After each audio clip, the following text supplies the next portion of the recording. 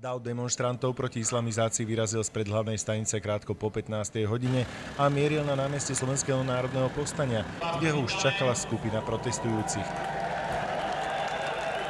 Kritická situácia nastala ešte v blízkosti prezidentského paláca, kde bola akcia Spoločne proti nenávisti Bratislava blokuje. Skupiny však polícia oddelila kordónom. Dvoch policajtov pritom paralyzovali slzným plynom.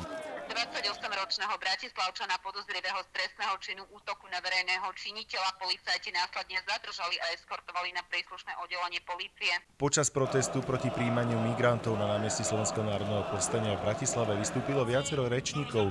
Okrem iných tam s príhovorom vystúpil predseda Banskobystrického samosprávneho kraja Marian Kotleba. Aj táto účasť dnes na tomto stretnutí v Bratislave ma opravňuje k tomu, aby som nám všetkým ešte tu v Bratislave teraz z tohto miesta poprial nádherný a vydarený pekný biely deň.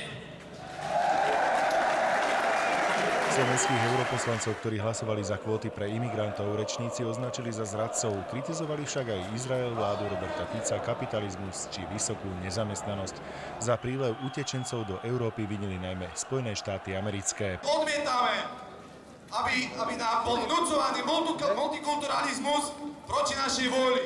Situácia v hlavnom meste sa začala dramatizovať po oficiálnom závere protestu, keď sa časť davu na výzvu Mariana Kotlebu vydala smerom k úradu vlády.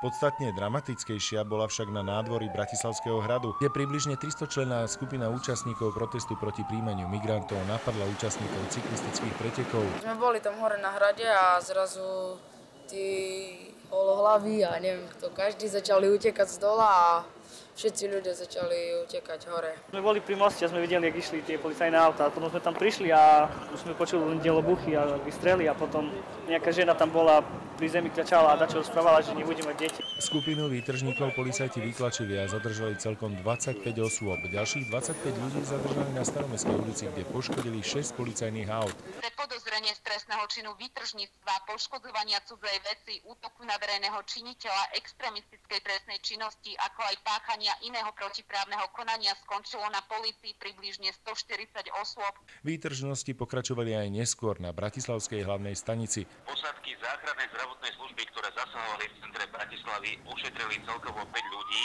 s poraneniami hlavy. Problém je v tom, že v tomto je dosť nejednoznačný zákon o verejnom zhromažďovaní. Nedáva možnosť obci nejakým spôsobom zakázať vopred zhromaždenie. Z roku 96, keď ešte siete sociálne nefungovali. Myslím si, že je na čase, aby v tomto legislatíva aktualizovala vlastne prístup.